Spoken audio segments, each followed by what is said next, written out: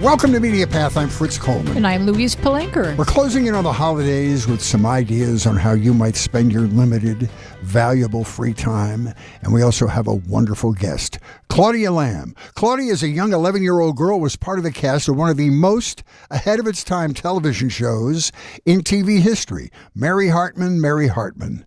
Interesting that we talked about the new Norman Lear biography on our last episode, too. All this ties together in a cosmic way. Claudia played Heather on the show, and we'll talk honestly about the way she was abused, physically, emotionally, and financially, by her parents, which led her to become a child advocate for young actors. Lots of great stuff to talk about. Claudia will join us in a minute. Weezy, what do you have? So that's why, in honor of Claudia this week, I selected a documentary by Demi Lovato called Child Star. Not a great name, because when you put that into the Google, many other things will come up, but put in Child Star, Demi Lovato, and you'll find it. I found it on Hulu and Disney. Children crave and need attention. Children are adorable. These two fundamental truths collide to create the child star. Entangled in the wreckage is the reality that children are under the age of consent for pretty much any other adult behavior. Child stars are burdened and gifted with fame when they are too young to understand the long-term effects of that glaring spotlight on their emerging sense of self. Too young to manage their own money, too young to negotiate a contract, too young to measure the cost of missing the opportunity to be appreciated for your actual self rather than for the excitement generated by your work. I used to beg my mom to let me be a child actor. She said we lived too far from New York for me to audition. Now, anyone with a phone has a platform. Kids are not watching TV. They are watching each other generate content. It's just a matter of who is garnering the most attention. And it may feel like the kid with the most attention is winning. This movie would indicate she is not. The new Hulu and Disney Channel doc Child Star is directed by Demi Lovato and Nicola Marsh. Here, Demi debriefs with performers who shared the experience of being famous while they struggled to figure out their own unique value. The world's, and more specifically, the industry's hyper-focus on a child's appearance and ability to perform can lead to eating disorders, financial exploitation, drug abuse, sexual abuse, and a litany of dangers most of us obsess over protecting children against. Demi also boldly faces fellow Nickelodeon stars with whom she was not always pleasant. Add intense pressure to an insane schedule, to an eating disorder, and a drug problem, and you get an extremely moody teenager. Demi shares this important point. It is psychologically damaging for a child to know she is a commodity. You will find Child Star on Hulu and Disney+. What a great film for today's topic, generally. Yes. Not that that's all of Claudia's existence, but a lot of it. Can't wait to talk to her about it. Well, I'm going to talk about a new drama series on Hulu called Say Nothing. It's a 9-part series about the Troubles in Northern Ireland. The Troubles took place between 1968 and 1998. It was what was called a low-level war between Protestants and Catholics, England and Ireland. Most of the action of the series takes place in Belfast. There have been a couple of movies about this Irish history. Bloody Sunday, a movie in 2002. Michael Collins, starring Liam Neeson in 1996. But it's a part of history that isn't well studied in the United States. This series is based on true accounts of the Irish Republican Army. It's a book by Patrick Radden Keith. It explores the extremes that people will go to in order to support their beliefs. It's a scenario that we Americans could learn from because it shows how easy it is for a deeply divided society to tip over into violence. A fascinating aspect of the story is that they look at Dolores and Marion Price, who were two of the first women allowed to take up arms in the IRA. These two women are badasses. Many real-life characters are portrayed in this series of segments. Jerry Adams, who was the true political figurehead of the IRA, but always denied any involvement in the organization. This was a 30-year conflict which ended in 1998 with the Good Friday Agreements. Bill Clinton had something to do with negotiating these. These two agreements ended most of the violence between the British and the Irish. Some wonderful Irish actors.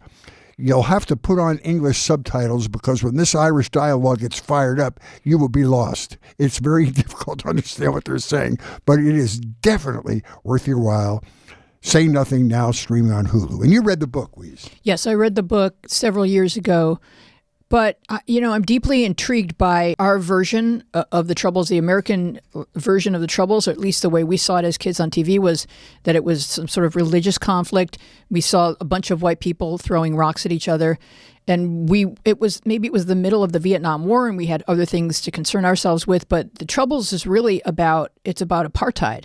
So, and they were an occupied land. This is Ireland. They had their own language, and the British have been trying to take it for centuries. To own it for centuries. So in Northern Ireland, the British are the majority, and the rest of Ireland, the Irish are the majority. It's really not that much about religion. It's about they were completely segregated, and Catholic people lived in poverty, and the Protestant invaders lived in beautiful suburban homes, and there was only so far you could go career-wise as a Catholic person in Northern Ireland. And so they had enough to be extremely agitated about. That it got this far to where people were blowing each other up, and the violence, it was just commonplace, is just horrific. And then children grew up in that. The other movie about this was what was the one about that little boy? It was in black and white. Yeah, it was done by Kenneth Branagh was the director. Exactly. But I can't think remember his name. But Belfast was the name of it. Belfast, exactly. You raise an excellent point that we need to learn from when you otherize people. This is where we sink. This is where humans will sink when people have been otherized effectively, and someone else is winning, not us. And so we really have to resist, even as angry as we may be at people who voted differently. There were all kinds of factors at play, and we don't have to hate that person. And so that's what I strongly recommend, is that you take a deep breath and see the humanity in everyone you encounter. Great. I didn't know a lot about it, and I was so shocked by the amount of violence and the horror that these people lived in every single day. So it's worth your look. Not for kids. Not for kids. All right, our guest Claudia Lamb was a child actor in the 60s and 70s, and all the fame and the heartache that brought with it. She played Heather on Mary Hartman, Mary Hartman. This was a show that found its success in non-network syndication television. Mary Hartman was another of Norman Lear's shows that sort of turned the lens on American life for better or worse. It was about American consumerism and how marketing isolates us by playing to our insecurities and feelings of inadequacy. The show addressed sexism and racism and LGBTQ issues way ahead of our general discussion about it. As Claudia was part of this iconic show, that still has a rabid cult fan base all over the world. Her home life was dark and painful. She had abusive parents, physically abusive, mentally abusive, and financially abusive, and that has lasted all the way into her adulthood. And for that reason, she's become a super child advocate and is using her knowledge and experience to save children from experiences similar to hers. A real honor to have on Claudia Lamb. Hi, Claudia. It is a real pleasure to be here. Good. Thank you so much. I'm going to have to watch that Demi Lovato Child Star. I wrote that down. Yeah, I didn't get a chance. When I found out she was going to talk about it, I didn't have a chance to look at it. I'm really interested, especially after our conversation with you. You had pretty substantial success in commercials, even before Mary Hartman came along. You had done like 60 commercials in 8 years, correct? So you were a skilled performer at that point. Yes. My first job was when I was 3. I did a modeling job when I was 3. And my mom dragged me along. I mean, it wasn't like, oh, I got discovered. I got discovered because one of my brothers did a lot of print work. And he was approached by a photographer and did a bunch of calendar work. And I ended up doing a bunch of calendar work as well. But my first job was when I was 3, and it was an ad in a magazine.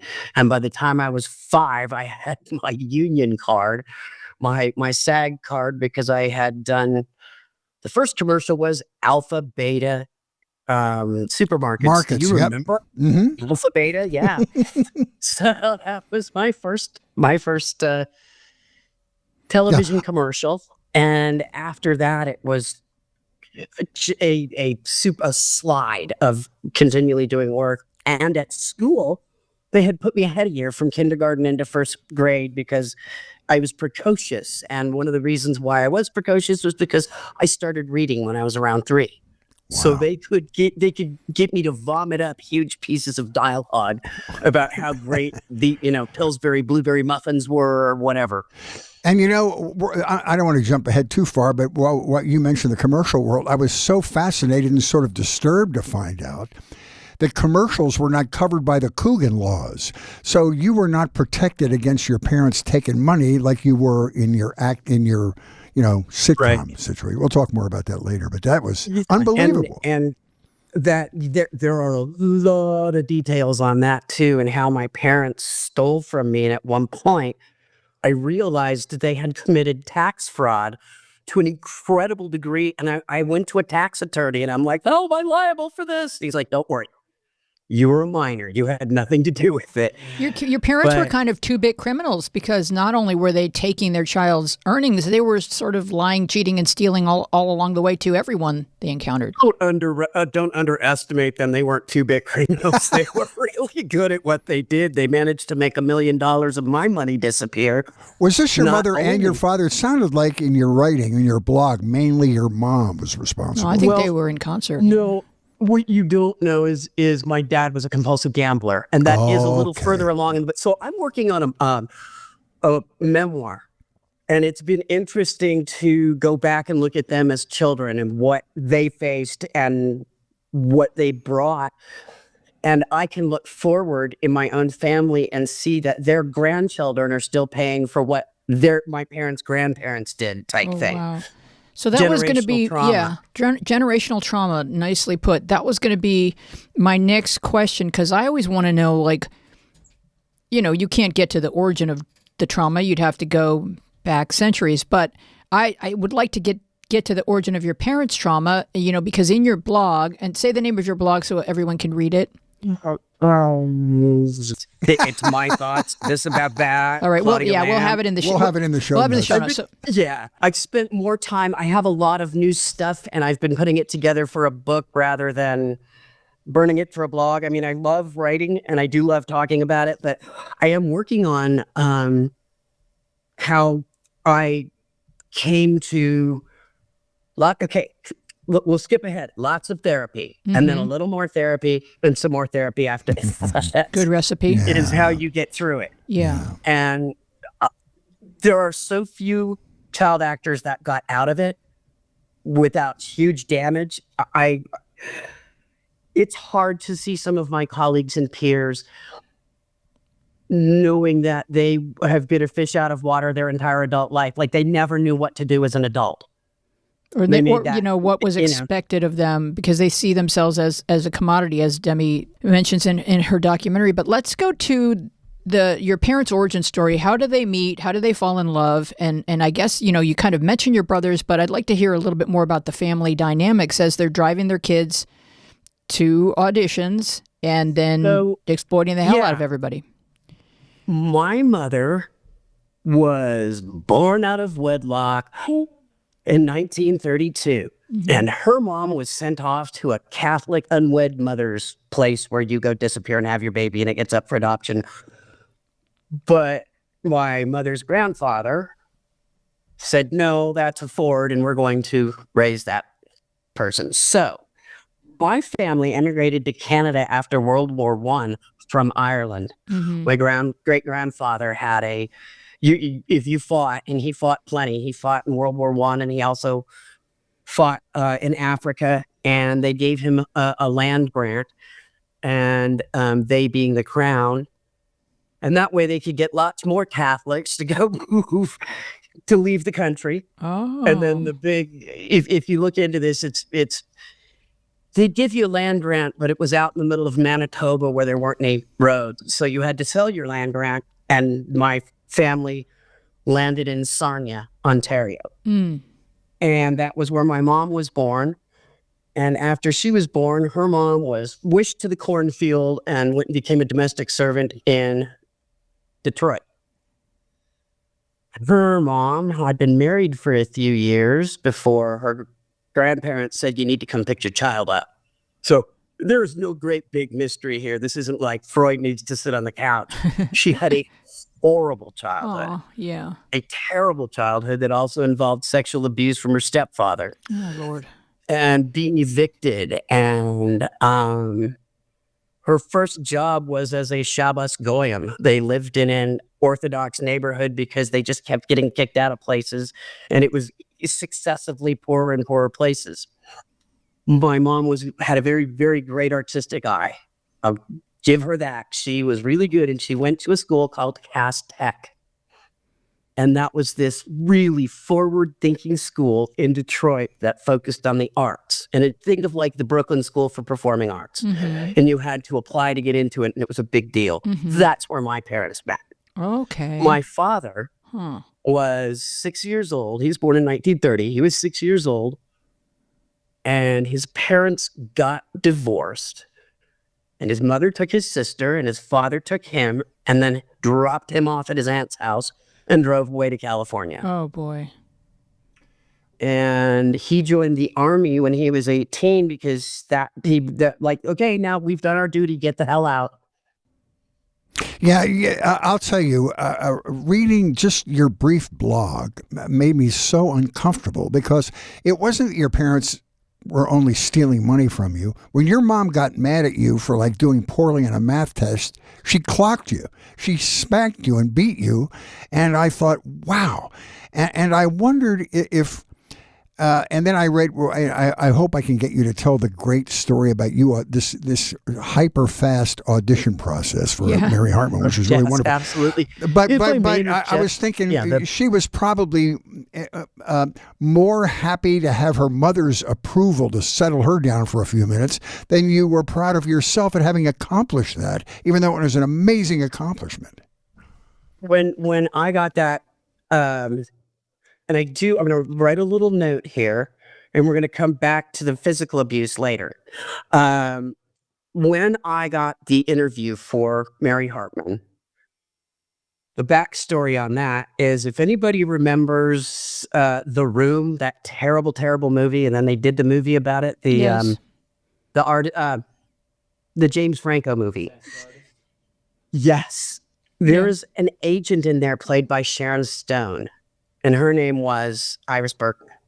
Right. That was my actual agent when I got booked on Mary Hartman. Right. Wow. So, in 1975, I had done 5 commercials already by the time school started. And one of those commercials was the $100,000 bar. Mm-hmm. Where our face turns into a wrapper, and I know I sent you that photo. There's a lot of caramel. Oh yeah, and that played and played, played and played for like 7 years. And the year that like in 1976, as I recall having seen stubs for it, but I made something like $28,000 or $32,000. I think it was $28,000 on the Nestle's $100,000 bar, and then another $4,000 for some other residual stuff. And being like, that's a lot of money. Yeah, because in 76, and 75 and $76, that was. Especially when you were only getting $2 a week for allowance while that was happening. I was getting, we get $2 for every print job. I'm sorry, $2 for every commercial. $1 for every print job, $2 for every commercial, and $5 if I ever got a series. And it wasn't until I got on the series that I ever got an actually regular, which was $2 a week. And but before that, never ever got an allowance like, hey kid, good work, go buy yourself something pretty or anything like that. There was never that. And so my mom was very angry because she thought I should be going on more interviews for bigger things. Like, why am I not getting movie? Why am I not getting TV stuff? Because I was pretty much pigeonholed into this. I could get almost any job. And when I was a little kid, I learned that if you were a standby and you were better than the principal, that they'd shit can the principal and give you the job. So that, and you learn to be like a shark. And as a little kid, I also did an Allstate commercial that was a gusher of money. That made $10,000 in like 1972. And the original principal said she could ride a bike and she couldn't. And she told me that we're standing at the box of donuts. There were no craft services then. We had donuts and we liked it. And he said to me, I'm supposed to know how to ride a bike and I don't know how. I remember looking at her and going, oh, I'm sure they won't notice. Putting the donut down and going and asking the prop guy if I could try the bike. Wow. And, screamed up the path and back and, stopped on a dime and handed it back to him. And everybody there knew I knew how to ride a bike. And she came back like completely dejected, like not even a half an hour into the shoot. And I'm sitting there and I'm like waiting for the door to open. And by that time it was a thing, that was like the fourth time I had replaced the principal. And sometimes they hired me just to be the standby. Like, okay, this is insurance in case this kid melts down. But if I was hired as the principal, they never ever hired a stand-up or standby. Because they knew, I mean, word gets around. You knew what you were doing. You were smart, and what I find with former child stars, former child actors, is they're all very intelligent because you can't work in an adult environment unless you're quite bright. So, you have to be able to hold your own. Sure. And but so this brings us up to the summer of '75.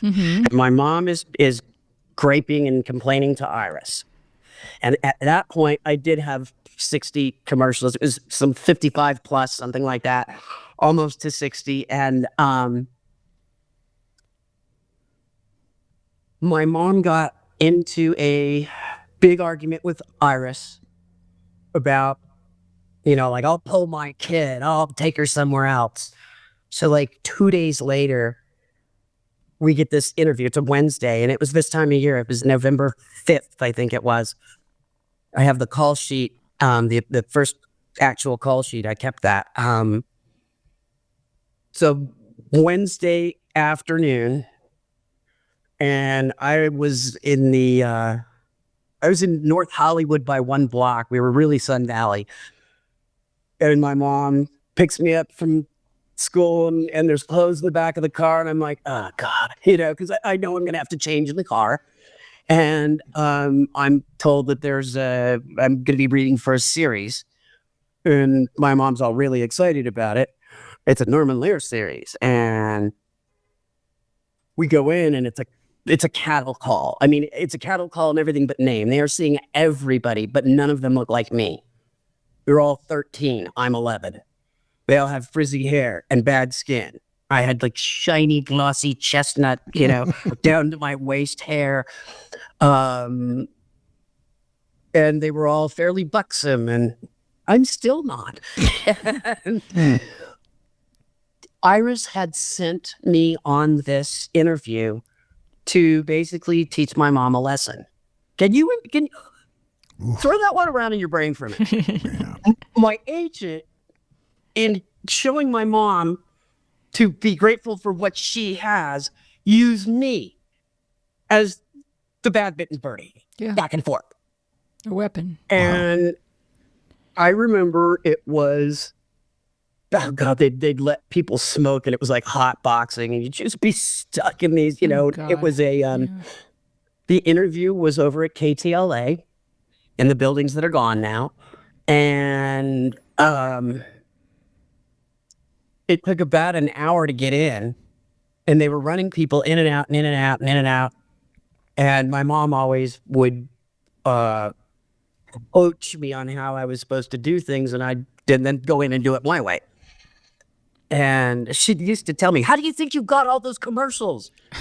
And I did once say, I think I'm the one going into the interview room, and they basically woke up next week with my ears ringing. But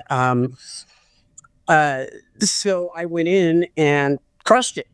Absolutely crushed it. And I could tell like their head snapped up, like they couldn't believe this kid had walked in, and everybody else completely different. and had me do it again, and then asked if I had another interview and would I, if I could you go get your mom and could you go back into this office here and watch the 2 pilots? And what do you think of it? Oh, so to get the flavor and the rhythm of the show. And also not to hire somebody whose parent might go, oh my God, my kid can't do that. Okay. But come on, seriously, these are stage parents. There's nothing they're going to say that their kid can't do. Right. And there's So, nothing worse yeah. for you than getting beat up at home. So anyway. Yeah, absolutely. And remind me to talk about the vertigo and the damage to the vagus nerve that at one point, the wardrobe lady said, you can see the bruises. So my mom took to hitting me in the head. Oh my God. No one called child services. But anyway, back to the audition. My mom and I watched this in really strange, but they got my hot take on it after it was done, and I went back in and read, and they're like, that woman would be your mom. And they said, what did you think of it? And I said, it doesn't have a laugh track. And they were like, yes, you get it. So I did the reading and went home, and I felt really good about it. And I expected to hear like next week or the week after that. The next day was report card day, and I had a C- in algebra because I never had time to do my homework. And my mom gave me the beating of my life. And I laid in bed and I cried and cried and cried. And I guess she was coming back for thirds, and the door opens and she says, get dressed. They're waiting for you at Norman Lear's office right now. Get dressed. And like Jekyll and Hyde, then she's all Miss Happy. And just to interject here before you complete this amazing story, your mom was pissed because in the state of California, if you dropped below a certain grade level, you couldn't get your children's work permit. Yeah, but I'm sorry I didn't explain that No, because that's okay. it's such second nature. I grew up with it that, your work permit was all. But it's all complete selfishness. It's all like, how does whatever you're doing affect me? And if she doesn't have a kid that can be an actor, then who is she? Live her own life. So she went to this art school, graduated, and then nothing. She worked in an insurance company, and then she got married, and then she had 6 kids. And 6 kids? 6 kids. Oh my gosh. And where are you in the birth order? The very last. Okay. Can I tell you a secret? Yes, please. I was 17 years old when I found out that my birthday was December 3rd. So they kind of, like, I read that, and that means they kind of just sort of weren't all that sure I when was you an were born? ATM to them. I was so, like, not real to them that they forgot that I wasn't born on the 4th. That was just, like, that was the day and I'm standing in line at the DMV to get my driver's license when I'm 17. Then the guy says, why do you have this, why do you have December 4th written down? You were born on December 3rd. Because I had sent away for my birth certificate. Nobody checks to see what day they're born. You know what day you're born. And I thought, you're pulling my leg. You do this to all the teenagers getting their first license. And he just looks at me and he spins the thing around and goes, taps. And I'm standing in line at the DMV and my voice just goes, Mom, What the you hell? forgot what day I was born? Didn't know what day you were born. Well, it didn't change She's like, there were so many of you. Oh, Like, she thought Lord. that was funny. Oh, That she was thought like, it was funny. Okay. That was her idea of a joke. And so, yeah, let me tell you, that actually was what got me to leave California. Yeah, I want That to get was to. what I want to led get me to to moving leave to Colorado. I do want to say Yeah. though, because they must have seen this gift in you, because you did your first reading at this cattle call on November 5th, 1975.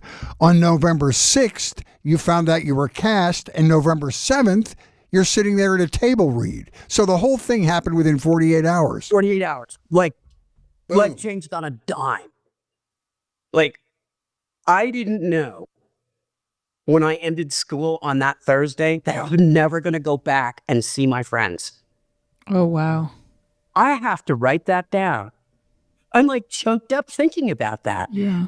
It never occurred to me to this moment that that was the last day my life had any kind of normalcy. Complete whiplash. But is there some sense of relief? Because I want to get you back to the story, but is there some sense of relief when you're sitting at that table read? Because I know it was a long-ass, boring day. But is there some relief that you're going to be now spending more time with these people than you spend in a car being dragged from audition to audition with your mom? That's exactly what I thought until it turns out that she's on set every second. She was? Every second. The only time I ever got any time away from that woman was when I went to school. Oh, I didn't know she was your guardian. I sat in the car next to her on the way to work. Oh, Lord. For an hour. Okay. And I ate lunch with her. Every break I had to talk to her. But for that moment, boy, was I on the top of the world. And I do not believe that there was ever a day or a time that my mother was ever proud of me, but for the time that in that hall where I got cast, I was walking down the hall and Al Burton says, "Hey, hold up. You want the job?" And that is the only time in my whole life she was ever proud of me, because I think she saw the money coming. Like, yeah. Mm-hmm. Man. Because it was a 6-month contract. And we were doing 5 shows a week. And I was going to say, you were doing some long days. I mean, there, game shows and the news are the only shows on 5 days a week. That must have been, tell us what your schedule was like. Guess what I did when I grew up, Fritz? What? It went into news. Oh, did you really? Yeah, she liked that treadmill. Let's go. I was a talk show host. And then I worked up at KGO. In San Francisco. Yeah, it's a huge. Yeah, and I was in radio news. Theater Oh my of the Mind, gosh! I don't think I knew that. I won 4 Muros and 5 Twains. Wow! For my work, my crew, and everything. Well, I have one of them sitting on my. So I grew up, and that was how I survived. Mm-hmm. Was I made it my own life, and I made my own fortune. So my parents stole all that from me, and Oh my God! So I turned around and made something of myself that I wanted to have, that I wanted to be. They could take your childhood, but they can't take you from you. You still have you and all your gifts and talents. Yeah. And I just want to talk about how you fit into the show before we talk about you saving your own soul. Show, you were 11 years old. Did you get the irony of the show? I mean, you were cast as a smart, alecky, sarcastic kid. Was that close to your personality, or was that acting? No. No, because that'd get you a good. It was fun to play out all the things. There was a lot of transference. Let's put it that way. Yeah. Did you get the irony of the show? Did you get the irony of the show? Absolutely. Oh, 100%. Well, you were smart then. Let's say there weren't many jokes that went over my head because I was just a little adult to all of them. Mm-hmm. Is it possible that the producers picked up on a sense of alienation and disassociation in you that they were looking for in Heather? I had lunch with Louise Lasser and Greg Mullavey last month. When we go back to New York, we get together. Okay. We were talking about the abuse, and Greg was dumbfounded. He had no idea that. He was like, "You were so happy." I was like, "No, it was not." He was like, I thought you really loved your mom. I'm like, "Oh, I needed to make her think that." Oh. I wanted to survive. I wanted to reach the age of majority. And you said it yourself. Your time on the set was your happy time, so they saw you at your happiest. Yep. When I was there, I was valued, and I could say things that people actually laughed at. Like they didn't need to. It wasn't something they weren't buttering me up. And it was a very happy time. And in fact, I have talked to several people that I worked with on the show, and one of them kind of doesn't want to accept that my mom was a monster. Even when I said to him, "Do you have any idea how bad someone has to be when they die, that not one of their 6 children wants to give them a funeral?" I was the only one of her children that was talking to her at the end. She had 6 children and 9 grandchildren, and not a one of them lit a candle when she died. So why wouldn't someone that you worked with believe your They don't reality? want to believe that they saw this, but they didn't see it. Their culpability. They don't Right, want to and accept I do that. hold the adults around me the culpability for it. I mean, I do, because when the wardrobe mistress says you're leaving bruises, they know. And she should have told someone. Yeah, these days, by law, they would have to notify They didn't somebody. want to rock that apple crate Yeah, of because course. this kid, they need. It's money, yeah. That was it. It was they decided that keeping the show going was much, much preferable than having any kind of hiccup in it. Well, And- who else did you think anyone else besides wardrobe? Do you feel like there was anyone else who let you down beyond? Louise said she knew. Who's But I this? don't think she let me down in that she was dealing with her own things at that point. Louise? Yeah, because Yeah. she told me, she goes, I knew there was something off about your mom. Okay. She's perceptive. But Yeah. that's not the same thing as I saw the bruises, like Right. the wardrobe mistresses. There were 3 of them. You know, they knew. They knew. Was Louise married to Woody Allen at the time? No, it was after. Oh, okay. After. That was like, I think they split up around 1970, but they're still friends. Yeah. And when it comes down to it, I think that it would be proper for streaming, television, movie, and I'd like YouTube in on that. Children who are on a series need a full-time advocate there for them, a psychologist. That is not How a much parent. faster do you think that we could ferret out? You know, there are several actresses in the last 10 years that had to get emancipated. And wouldn't it have been better for them if someone had been able to peg that way before it got to the point where a judge goes, oh yeah, you're so bad, your daughter shouldn't be around you. Did you see the thing not about Nickelodeon, the documentary about Nickelodeon and all that I abuse? started watching that. It probably was hard for you to Triggering. watch. It's yeah, I have to really be careful when I consume I understand. documentaries about child actors and abuse, because it's upsetting.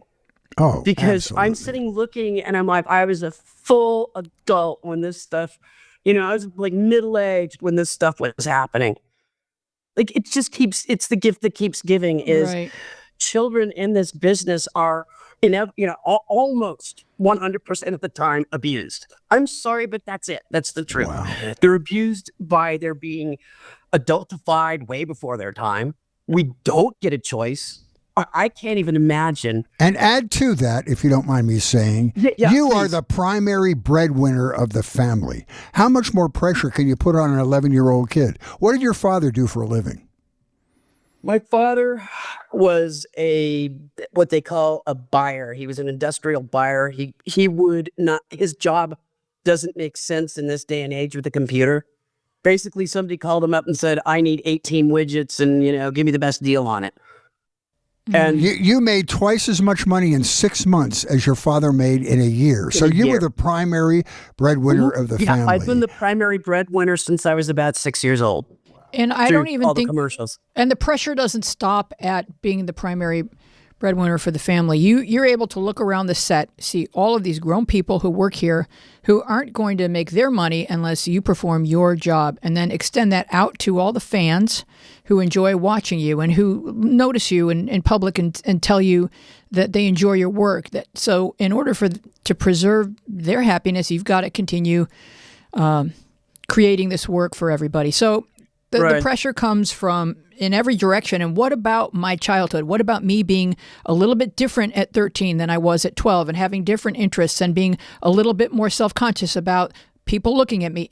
None of that is factored in. And that's the thing that makes me just want to burst into tears for these kids who go through this. At least I was able to do this stupid stuff I did in my 20s without everybody's phone being around. Yeah. Thank God. Yeah. And we thank the universe for small favors, So when you first when you first go to see your first therapist, like how do you even begin? Like, how do you let them know what you've been through, and how do we start this process of healing? First therapist I went to was when I was in college at Cal State Northridge. And my mom, who went through everything, unbeknownst to me, I really didn't even occur to me that she would go through my wallet and find the card. Oh my God, when does it stop? See this right here? Yeah. It's the nose she broke with a telephone. Oh my God. Yeah. And when I was just after Mary Hartman got off, you talk about being the breadwinner, my mom screaming at me. And I can't use the language that she used, but the gist of it was, you don't have a joint. You need to get a joint. You need to get a job. Whoa. It's like she was panicked, and I didn't realize they were probably really counting on more money. Like they never, ever planned for this spigot to turn off. To support themselves. They never planned. Right. It never occurred to them.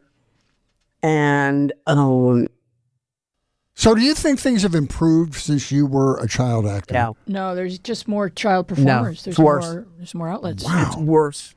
One of the things that people don't realize, they like to blame the unions for screwing up Hollywood. You know, if the unions hadn't been so demanding, work would have not have left California. Mm-hmm. Patently untrue.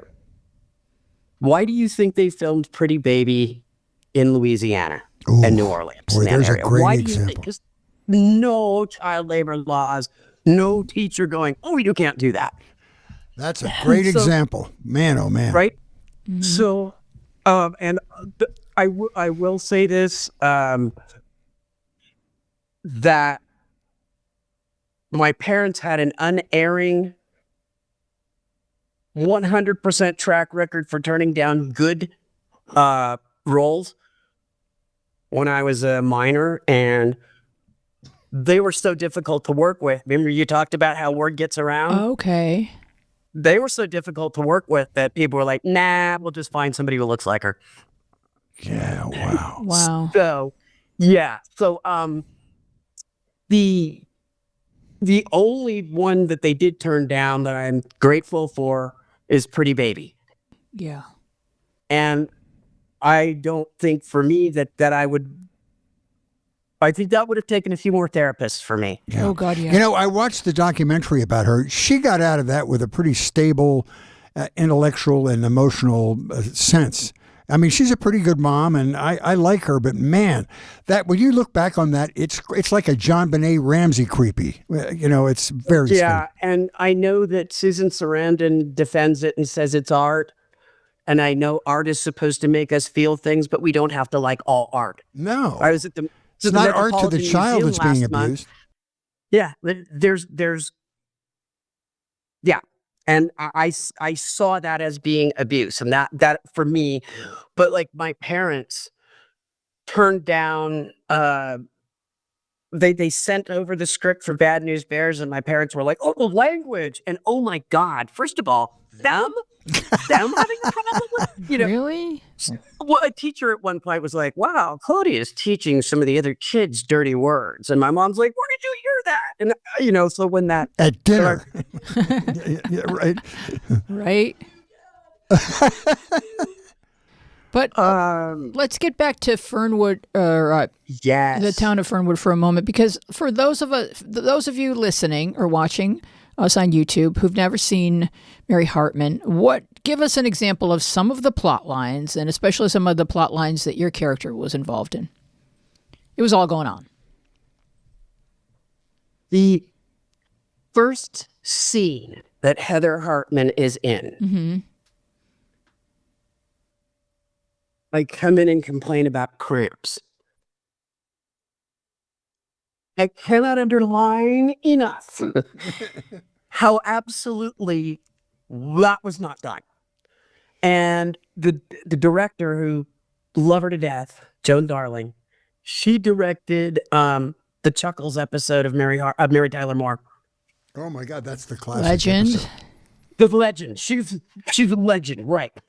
And she takes me aside and she goes, I know you're really embarrassed to talk about crayons. I can see it. I can see. And she goes, but here's what's happened. Next week, you're going to get some scripts and you're going to find out that Heather saw the mass murderer. So Mary's in her kitchen with Harold Clemens from the Fernwood Courier, Archie Hahn, lovely man. And Heather comes home and Harold wants to know, because I was friends with backup. The very first episode of Mary Hartman begins with a mass murder of the 5 Lombardis, 2 goats, and 8 chickens. And the people, of course, the people. So that's a Mary line is, what kind of madman kills goats and chickens? And the people, of course, the people. Right. So that's the line. We find out in a couple weeks that Heather actually saw the mass murderer leaving the Lombardi house, and she doesn't want to say a word about it because then she could be in danger. You know, if the mass Scared to murderer death. doesn't know who she is, She right, was having so- psychosomatic cramps. You know, right. Well, no, it could have been from the 4 boxes of M&Ms I ate at the Yeah, dance. that's right. And the scene ends with Mary, I leave. And so Joan tells me that I'm trying to make the adults uncomfortable. That's why I'm saying it. I might have cramps, but the truth is I'm trying to make the adults uncomfortable to get them to stop talking to me. Change the subject. Oh, that's yeah, and you're interesting. sinking Right, under the so table. that's yeah. exactly how I play it, and then stomp out. And he says, can I come back and talk to her another day? And she says, she should be fine in a number of days. And that was, wow. People were like, and that was my first scene. hello world, I'm here in we go. Showbiz. It's we're Yeah, off. How were you exactly. treated by And- the adults on the set? Was it comfortable for you?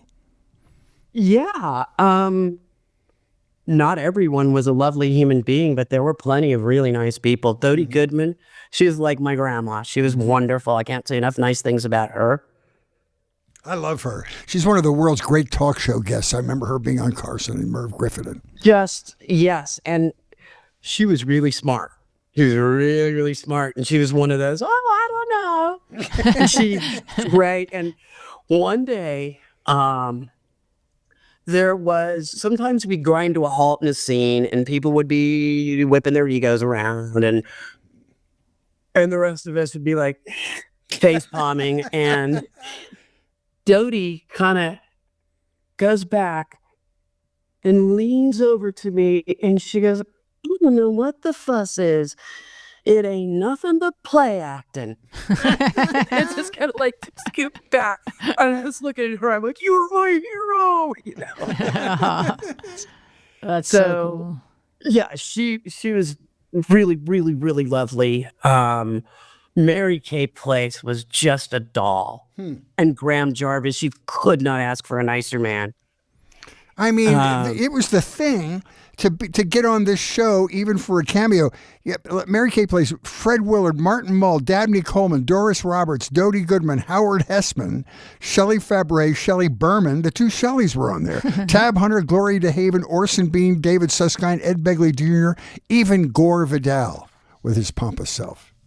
Anyway, it was quite the thing to do a little cameo on that. You had everybody on there. David Susskind, Gordon Vidal, and when the show ended after 325 episodes, not a lot of people remember this. We did another 130 episodes Yeah. under the name Forever Fernwood without Louise. Right. And that, also, we were Michael Keaton's first Hollywood job. Really? He had worked on Mr. Rogers' Neighborhood, Oh my and he was uncredited. And one of my friends, dear friend of mine, she's like, when she was rewatching it, she said to me something like, yeah, wasn't that funny that Michael Keaton? I'm like, oh, no, he never worked. No. And she's like, yeah, I'm pretty sure. But she's like a Mary Hartman fan. And I was there, so I haven't really watched, Yeah. really watched a whole lot because I was there the first time. Yeah. And then she sends me a screenshot. And I was just Wow. That's Michael Keaton. You did, when it was all said and done, you did 455 episodes in 28 months. That has to be some kind of a show business record. Here's a lovely story. At Christmas in 1976, we wanted to take 2 weeks off. All of us, we needed it. We were going to kill each other if we didn't. So we did 2 shows a day for Okay. 10 days. Oh, Wow. God. What a pace. Did you not? And then at the very first day, the first, like, so, rehearsal, lunch, blocking, taping, and we would for me, it would be, all my scenes would be really, because I turned into a pumpkin at 5:30. So the sound guy, one of the sound guys, Rick McCurdy, I can't figure out why, but he's wearing a tuxedo. And he has a microphone. And he does this whole thing. And remember now, this is the 70s, and KTLA was famous for doing telethons. Toys for Tots and muscular dystrophy. And that was like, the green room was insane with 70s people. So Rick comes out and he's pretending like he's doing a telethon, and he calls it the take-a-thon. Okay. Like right at the beginning, and he's like, hey, ladies and gentlemen, we're here to raise 10 shows in 10 days. Or no, 20 shows in 10 days. So that's what we did to get time off. We had to do 2 shows a day I know for the 10 soaps days. did that too, and because I had some friends over at NBC where they did Days of Our Lives, and they said it was a double-edged sword because you'd have to memorize. The lead characters had memorized 30 pages of dialogue a day. Yeah, that was exactly. And we didn't have. Norman would not allow us to have teleprompters. No cue cards, no teleprompters. Louise, you can just see it in some of the scenes. Louise would write her dialogue on the gray top of the kitchen table and look down. Oh, nice. She was like in every scene. Oh, yeah. She had twice as many So, lines as yeah. anybody. And Yeah. they would repaint it every night. They'd repaint it for us. Oh, wow. A chalkboard, yeah. So you were at KTLA until what year? 78. All right. So 75 through 78. a couple years after that, I come into town and I go on a game show called Face the Music that's taping at KTLA, and a friend of mine, and because you were telling us earlier in your email all the other shows that were on the lot, and then so by 1980, Solid Gold is there, and they had Andy Gibb, and he'd never show up and everything and the whole thing. So Gibb and his coke habit. yeah. So my friend calls and says, like, you got to go over and see while you're on the lot, you got to go over and see the Solid Gold dancers, because I'm friends with the choreographer. So I'm on the lot, because I'm taping my game show, and so I walk over there, and I just remember all of the Solid Gold dancers, almost like the way they would pose after every dance. They're all there, Yes. and he says, "This is Louise," and in unison they're like, "Hi, Louise." It was just like the most surreal moment. Like, I guess I'm in Hollywood. I've just been greeted by the Solid Gold dancers. Made it, Mom, I'm Okay. here. I made it. Let's talk about your escape from Sobibor when you moved away to Denver, Hilarious. and that's That when is you hilarious. sort of self-emancipated and you were out. Yeah. So I turned 18, and at that point, my mom was an agent, so she could be my agent. Oh my God! Oh, That's really the claws healthy. are the claws And are in. she was constantly undermining when I had class. She'd be like, "Well, you have to go to this interview." I'm like, "No, I really don't. I'm paying for this." And I got a job. I moved out. I got my own apartment, and my roommate's a complete coke fiend, so I had to move in. Rick was like, "No, I'm not doing this again." Yeah. Because there was a lot of cocaine on that set. So I decided to move to Colorado, and I packed my stuff up and rolled by the old homestead about 7:00 in the morning on a Saturday. I'm like, "Oh no, I just wanted to let you know I'm going to Colorado. All right, when I get work." And they were like, "But what?" Because I knew that if I told them, they would have talked me out of it. I did tell them, like I said to them, I want to go to Colorado. And they gave me unbelievable amounts of crap for it. Like, so I had said that like in April, and they just wrote me about it, about how I'd be destroying my career and all the work they put in for it, and how ungrateful I'd be. And Oh my so God. I did it. Yeah, right, exactly. How dare you have a life? And I packed my stuff up and rolled in and said, yeah, I'm bye. And my former sister-in-law, she told me that my mom was absolutely convinced that I was going to come back in like a week or two. 40 years later. Right. Wow. Wow. So Right. That So took a I lot of came out- guts. Yeah. To me, I mean, I don't know if either of you remember how bad the cocaine problem was in 1984 in Hollywood. Mhm. Everybody I knew was doing coke. I'm And I've never done I coke. did everything else and I abused everything else, alcohol, pot, but I never abused cocaine. And I thank the good Lord, because I know that if I started, I would be a statistic at this point.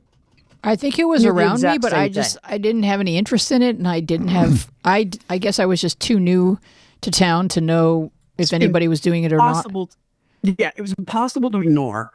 I worked in the box office at the Hollywood Palace at Hollywood and Vine Yeah. back when it was all the new age bands, and that place survived on cocaine and caffeine. That's how, you know. But that in a was- way, you couldn't be as heavily into coke as you wanted because your parents were taking all your money. So, you know, What a gift they gave you. you know what I mean? They were Yeah. helping you. The gift of sobriety. yeah, that was Yes. really, really thoughtful of them. Too I know. impoverished to be a coke fiend, and that was the intention Right, all along. exactly. Now, did you once you made your escape and you had established your life and you knew that their claws were not going to come out of the ground and grab you back and pull you back underwater? Did you ever have a conversation with them where you got something off your chest, or was it just not? There was no point to that. Be clear. The day she died, she told me I frittered away my career. Mm-hmm. No amount of, like, my first Colorado Broadcasters Association award for breaking news. Wow. So she's never going to get it, and And that was my You've never question. been kidding? There was no peace. There was no peace. There was no settlement before she passed. You had not. In fact, I did. I had a conversation with her about a month before she died. And I said to her, do you grasp that your 5 sons wish nothing to do with you and they haven't spoken to you in years? Do you grasp that? Wow. Holy cow. That's. She, what? You just don't understand. And I'm like, maybe that's the problem, you know. And I tried. I really, really tried. And I tried to talk to her about all the money she stole. And she called me ungrateful. okay. And Yeah. I couldn't get her to get in any kind of place where she accepted any responsibility. She was a true malignant narcissist. There you go.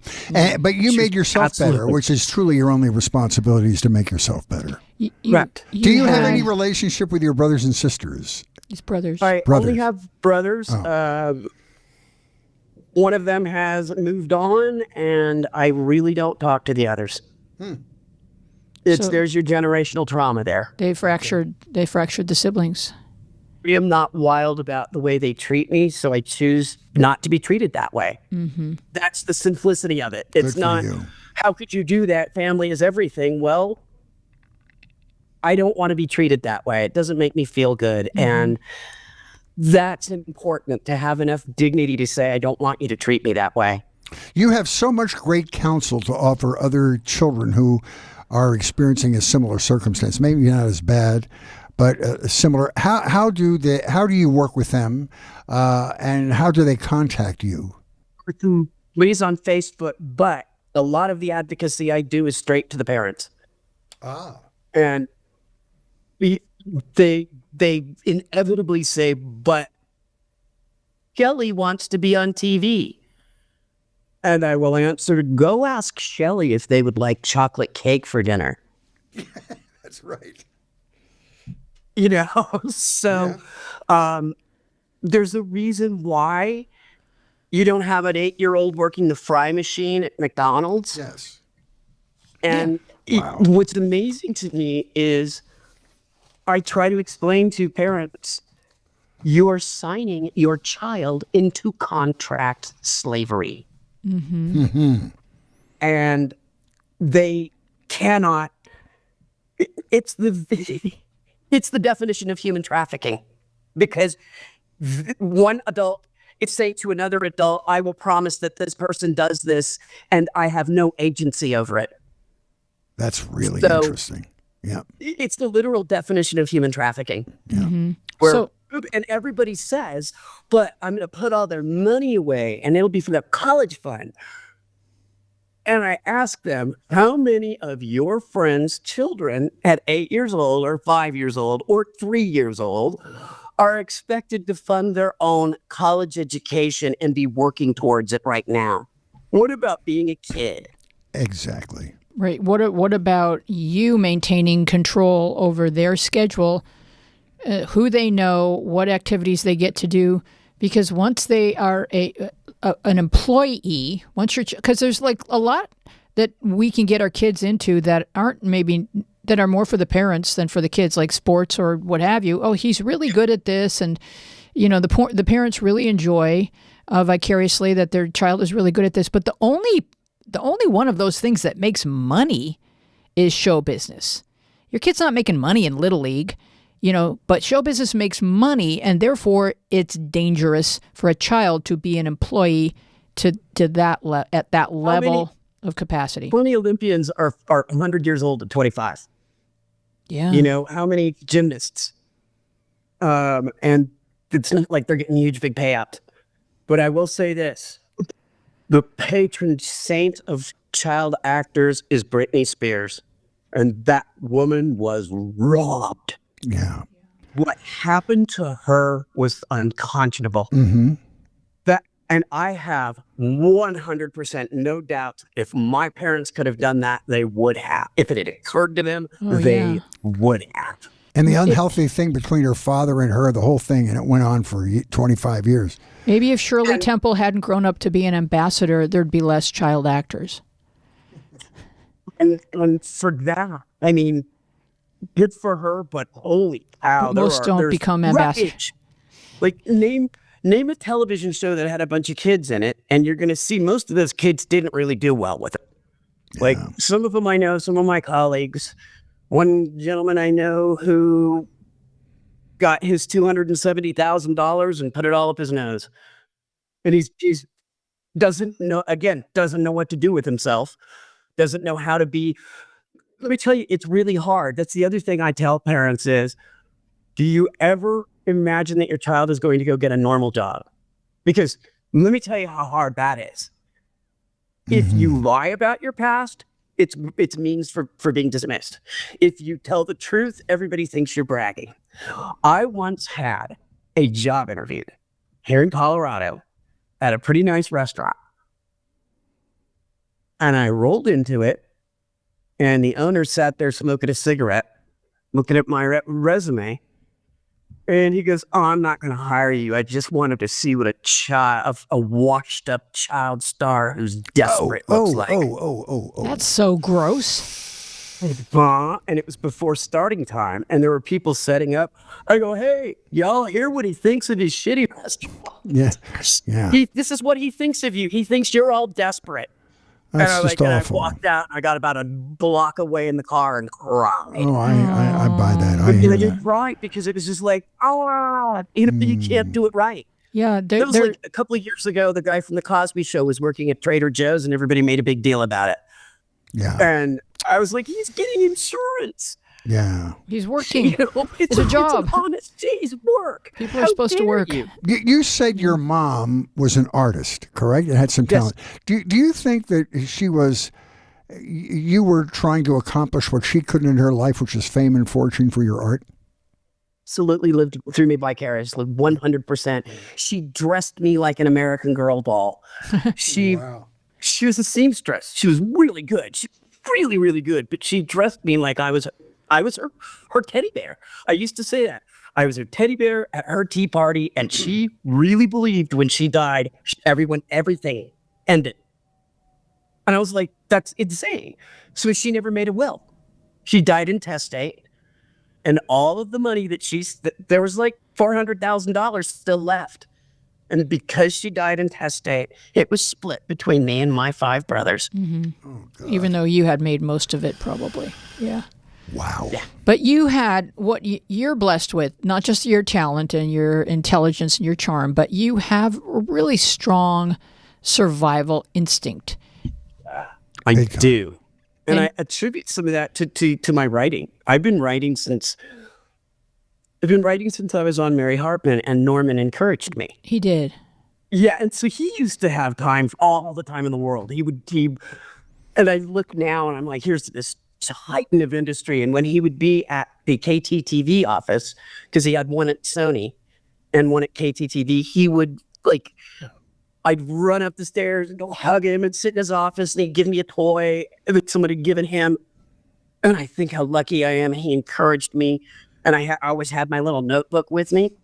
And when we came back for season 2, and I had a good teacher, he had a Selectric, an IBM Selectric, sent over to my schoolroom. Oh, So you could take, yes. very cool. So what conversations did you have with Norman after you grew up? The last time I saw him was in 2016. And we spent about 90 minutes, and I was out for a Hollywood museum thing. We were raising some money for advocacy. And my husband, we were going to go out and have lunch at the beach afterwards. So he was just going to sit in the waiting room, and Norman would not hear of it. Absolutely would not hear of my husband sitting in a waiting room. Brought him in, and we talked about our lives, and we talked about what movies we liked. And he's like, what television shows are you watching? And at that point, True Detective was really big. And he's like, you're the 3rd person that's told me I need to watch that. And it was stunning to be like, in my mind, he was as old as he was. He was like 96 at the time, I think. And when he was doing Mary Hartman, I thought he was really old, and he's younger than I am right now. In fact, here's a little number for you. In 2 weeks, I will be 61, which was the age Dodie Goodman was when we started production. Cool. Yeah. And those 2 pilots were filmed like 2 years before. It took Norman forever to get the funding up for that. So, and it was the first show that proved you could do syndication. You didn't need a network. Right. And you could break every rule. It broke the code of ethics. It was so outrageous. Coach Fetter's drowning in a bowl of chicken soup was one of the funniest scenes ever. He's doing Seconal and shots of Jack Daniels for his cold. Mary brings him over a big old bowl of soup, and he passes out in it behind the 2 women, just and he's like, and he pulled his hair up, and oh my gosh, it was just the craziest plot lines.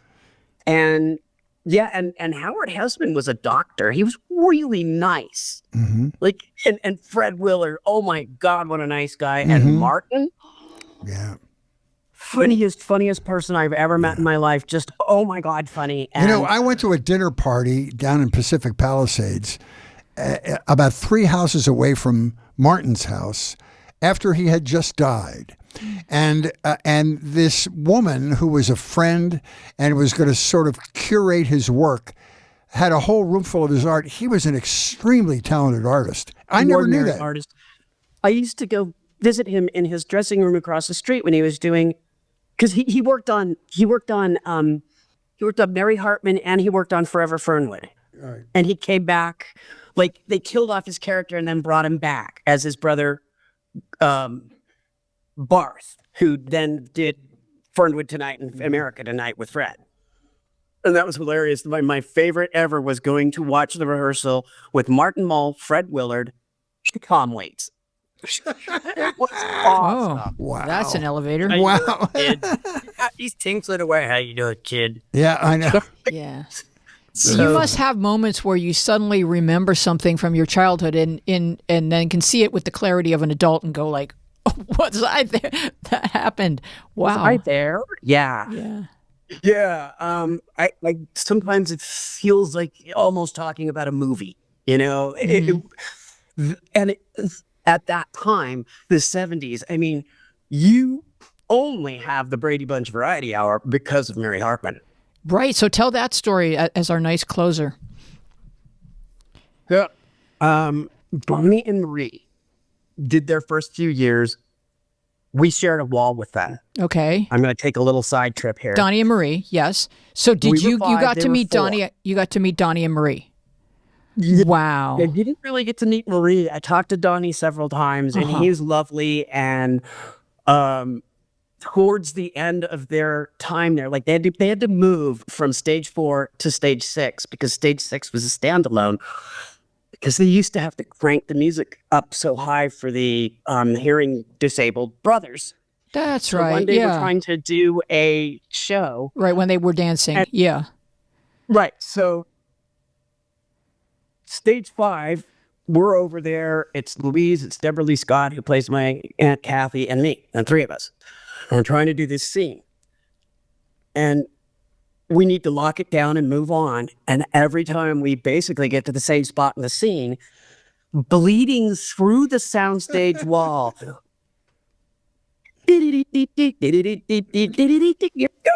So, you know, and eventually Norman's office had to call their production office and say, we will take legal action if we can't get this in the can. Yeah. So eventually they moved over to stage 6 because we didn't need any more turkey in the straw. And I cannot repeat what Deborah Lee Scott said, but it ended up with, are we all going to pretend we can't hear it? And they didn't really like us that much because we didn't do a lot towards the Book of Mormon ethic on Mary Hartman. Yeah. I that And my tracks. mom Yeah. took perverse pleasure in saying hello to George Osmond, the father. Mm-hmm. And he would just stink eye. Oh, wow. Just absolute The stink two- eye when we pass him in the lot. And so they moved over to 6. Donnie and Jimmy are out riding these trick bikes, trying to learn them to do for the show. And they used to get women, grown women, would wait in line for like 3 days to be first in the front row. Wow. And they actually built this wooden structure because they would stand out there in the heat and the rain. And one of them got heat stroke, so they're like, "Oh, and they put it up, you know." And you'd leave at night. You'd pull forward to leave through the dog house, the guard shack. You'd go through, and there'd be all these people. They would lob the car and look at you and go, "Man," walk away. Not an Osmond. They were all looking for Donnie. So Sure. one day, it's my Friday. It's a beautiful day. I'm going home. It's like sunlight still. Wow, it's like I'm on top of the world. And I'm walking to the car, and I head on my mom, walk by myself, and there's Donnie and Jimmy, and Donnie says, "Hey, how are you?" And we start talking, and he shows off this bike. He's the picture of just the most gentlemanly, really nice guy. And we talk often enough that he gave me permission to ice skate on their stage 1 where they had the ice rink. Nice. So I used to go Yeah. skate. You know, where they had the Sid and Marty Krofft skaters with the gigantic headpieces. Oh, and it was yeah. like this weird Yeah. plastic. But he's like, yeah, tell them I said it's okay. And they had this like ice rink set up. And we're talking, and I'm thinking, I got this dialed in here pretty well right now. Yeah, This is you pretty did. cool. Yeah. Yeah. And right about that point, we hear a yell, and we look, and there's this sea of humanity surging forward through the gates. They'd broken the gates. What?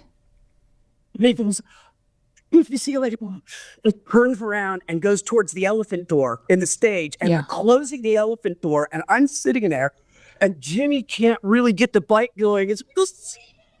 He like runs in, and at the last second, the elephant door closes, and I like step back into cars, and these women, they all have the autograph books, and they're screaming, and they were insane. I'm like, I'm like, you're going to hurt him.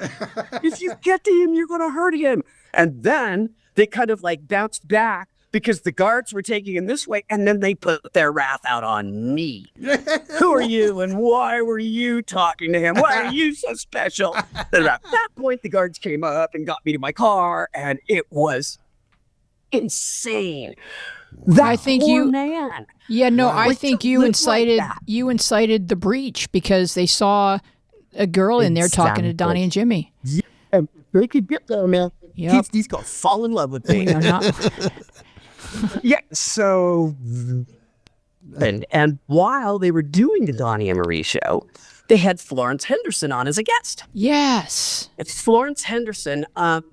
Their big dig in the eye at us was they had a thing that they called Mary Hartman. And it was Marie in the red braid. Okay. So they thought up this really great idea. Why don't we see if we can get some of the kids from the Brady Bunch to come be in this sketch? Okay. Where Florence comes and welcomes her to the neighborhood with a pie. Yes. And there you go. Because, like, I want to see that pitch meeting. You talk about caffeine and cocaine. All right, hear me out. Yeah, Wow, that's so funny. It's pretty crazy. It's pretty crazy that somebody said, "No, I promise you, every Brady can sing and dance, on my honor." Like, seriously, it doesn't matter. We'll get some coaches. Even Alice, we promise you. We promise you. We promise you. Little carpets. So yeah, that was, and also on the lot was Sean Arnott, the great 70s. You know, like we were just ground zero for bad variety shows, but they were so bad they were good. Absolutely. You know? That was it. You had, let's see, you had What's Happening, you had Chevy Chase, you had Bob Hope's Bicentennial All-Star, Spangled Spectacular, as well as Bowling for Dollars. Lee and Marie always had people, Milton Berle and Charo and All Williams, and there was always somebody from that era. And let me tell you, those telethons, I didn't realize when I was a kid that there was an actual cocaine area. Need to be here, babe. Do not tell George Osmond. Do not tell George. Yeah, he's on a need-to-know basis regarding the cocaine. Right. All right, we're going to have to wrap it up. Where can folks find you? You're on social media, etc. On social media, I'm on Blue Sky. I've been there. Actually, I've been there since last year. So it's been interesting to watch a million new people. Yeah, Florence Henderson's there with a pie. Welcome to the neighborhood. Welcome to the neighborhood. The sky's blue. May I make a suggestion? You guys were talking about the Troubles, which was was literally part of my family. Yeah. Netflix, Dairy Girls. Dairy Girls. You're welcome. Is hilarious. Oh, I heard Dairy about Girls. that. No, it's hilarious. And definitely you want that closed caption on. Yeah. You really want that closed caption on. Yeah, there's somebody from that show that is famous from another movie right now. I don't know who it is, but I just remember him. Nicola Coughlan from Bridgerton. There you go. Yeah. Nicola Coughlan from Bridgerton. She's kicking it, and that is an autobiographical. The producer of it lived through this era, so this is her kind of teen experience, right? And it is very funny, but it's very poignant. And the day that they have an episode about Orange Day, and they're like, "Oh, we got to get out before the drums start." Wow. The drums and the pipes. So yes, Dairy Girls is my suggestion. Loving that. Also, if I may make a suggestion, Casa Bonita Mi Amore. It is a documentary about the guys from South Park, Matt and Trey. Okay. Bought Casa Bonita, the famed restaurant that they have in South Park.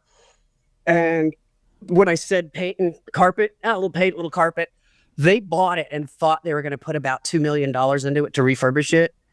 Something like, I forget, it's almost $50 million they put into it. Wow. Yikes. It's really, really, really funny. And it's also really horrifying when I think about my son's grandparents used to take the littles for their birthday parties there. And I was like, oh God, this place could have collapsed at any moment. Is that in Colorado? Where is that restaurant? It's in Colorado. Oh, okay. It's in Denver. It's a theme restaurant, and they refer to it a whole bunch in South Park. Okay. People thought it wasn't real, and it very much is real. And back in the 70s and 80s, that was the place the kids wanted to go. And where can we find the doc? It's on Prime. It's on Prime. Okay. Yes, it's on Prime, and it's Casa Bonita Mi Amore. So I have had such a lovely time. Us too. I'm going to read our closing credits and then stay where you are so that we can take our picture with you by the monitor. Thanks for coming along down the Media Path. You will find us on Instagram and Blue Sky, where we are at Media Path Pod, and on Facebook, where our show page is Media Path Podcast, and our Facebook group is Media Path with Fritz and Wheezy Podcast Community. We are also a video podcast. Please like and subscribe on YouTube, where you get to see and judge us with added visual treats. Watch and subscribe at Media Path Podcast.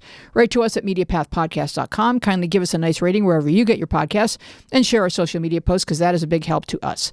My TikTok is Louise Blanker. Check there for clips and behind-the-scenes adventures. Our website is MediaPathPodcast.com. There you can catch up on episodes, binge our spicy newsletter loaded with photos, quizzes, and backstage gossip. We want to thank our guest, Claudia Lamb. Our team includes producer Dina Friedman, John Maddox, Bill Filipiak, Mason Brown, Garrett Arch, Raf Rusak, Jordan Reyes, Nick Broussard, and you. Our theme music is by me and John Maddox. I am Louise Planker here with Fritz Coleman and Claudia Lamb. Be well and wise, and we will see you along the Media Path. Awesome, Claudia. Thanks for your frankness and your honesty.